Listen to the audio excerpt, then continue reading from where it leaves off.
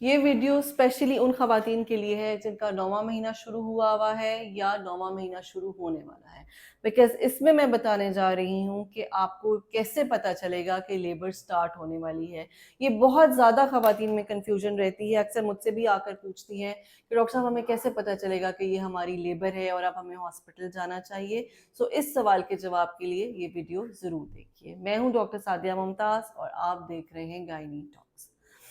Labour जो है ये एक प्रॉपर एक प्रोसेस है जो किसी भी जिस तरह से हम स्विच ऑन ऑफ करके लाइट ऑन ऑफ कर देते हैं, ये उस तरह से शुरू नहीं होता, बल्कि ये आहिस्ता आहिस्ता अपना प्रोसेस लेकर चलता है और इन द एंड जो है लेबर स्टार्ट होती है। लेकिन उससे पहले के क्या स्टेप्स हैं? सबसे पहले तो ये समझें कि लेबर का सेफ पीरियड क्या है। बहुत सी खवातीन ये कहती हैं जी हमारा 9वां महीना शुरू हो गया, अब हमें दर्दें नहीं आ रही, हमें लेबर नहीं आ रही। वो एक फिजूल की टेंशन जो है अपने सर पे सवार करती हैं और जितना आप स्ट्रेस लेते हैं लेबर उतना डिले हो जाती है, बिकॉज स्ट्रेस हार्मोन्स जो है वो लेबर को हैम्पर करते हैं। लेबर स्टार्ट होती है ऑक्सीटोसिन हार्मोन के रिलीज होने से, जो कि एक हैप्पी हार्मोन है। सो अगर आपकी बॉडी में ऑलरेडी स्ट्रेस हार्मोन्स चल रहे हैं तो हैप्पी हार्मोन कभी भी रिलीज नहीं होता। सबसे पहले तो इस चीज को समझिए। दूसरा ये है कि आपको जो डेट दी जाती है वो 40 वीक्स की डेट दी जाती है और अक्सर पेशेंट्स को ये टेंशन होती है कि महीने में 4 हफ्ते होते हैं, तो 40 हफ्ते का तो मतलब है कि 10 महीने खत्म होंगे तो हमारी डिलीवरी होगी। ऐसा नहीं है। महीने में 4 हफ्ते नहीं होते हैं, महीने में 31 दिन होते हैं, 4 हफ्तों में 28 दिन होते हैं और हर महीने में 28 से ऊपर 2 और कुछ महीनों में 3 दिन ऊपर होते हैं और ये सब मिलाकर 40 वीक्स बनते हैं। सो सबसे पहले तो ये चीज समझें। दूसरा, 9वां महीना शुरू कब होता है? 9वां महीना शुरू होता है जब आपके 35 कंप्लीट वीक्स हो जाते हैं। 35 प्लस 1 पे यानी 35 कंप्लीट वीक्स और उसके ऊपर 36वें हफ्ते का जो पहला दिन है ये आपके 9वें महीने को जो है वो शो करता है कि अब आपका 9वां महीना शुरू हो गया है। तो क्या 36वें हफ्ते में अगर लेबर शुरू हो जाती है तो वो सेफ होती है? 36वें हफ्ते की लेबर जो है वो प्रीटर्म नहीं होती, लेकिन उसमें भी 36वें हफ्ते में जो बच्चे पैदा होते हैं उनको थोड़े बहुत हेल्थ चैलेंजेस जो हैं वो ज़रूर फेस करने पड़ते हैं। एक्चुअल लेबर जो स्टार्ट होनी चाहिए एक बेबी के हेल्थ पॉइंट ऑफ व्यू से वो है 38 प्लस। 38 प्लस वीक्स के बाद जो बच्चे पैदा होते हैं उनमें उनमें कम से कम हेल्थ चैलेंजेस होते हैं, उनकी सेहत अच्छी रहती है, उनका आईक्यू अच्छा रहता है और उनको कम से कम जो है वो बीमारियों के खदशात होते हैं।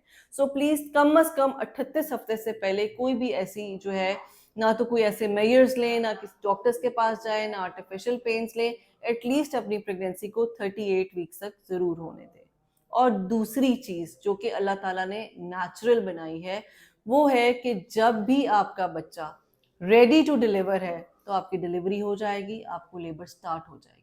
अगर बच्चा रेडी नहीं है तो आपको लेबर स्टार्ट नहीं होगी। तो इस चीज को जरूर समझें कि अभी अगर बच्चा मेच्योर नहीं है, वो रेडी नहीं है, तो उससे पहले इन चीजों को छेड़ने का कोई फायदा नहीं।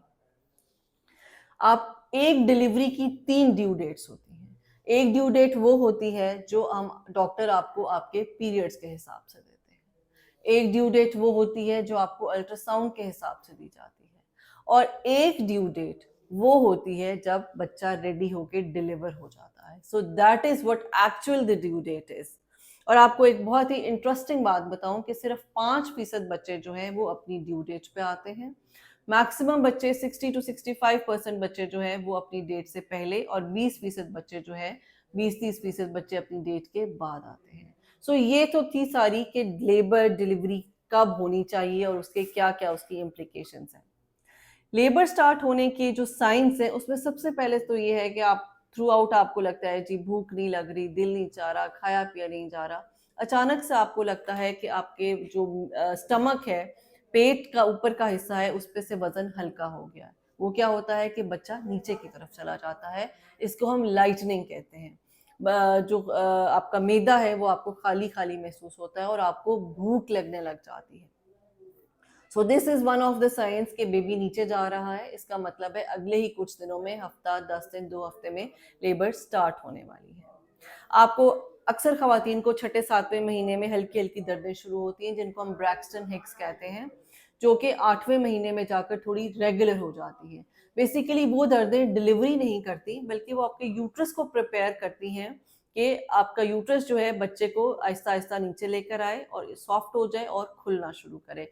लेकिन फिर भी जो है वो सिर्फ यूट्रस की प्रिपरेशन करती हैं, यूट्रस को खोलती नहीं है।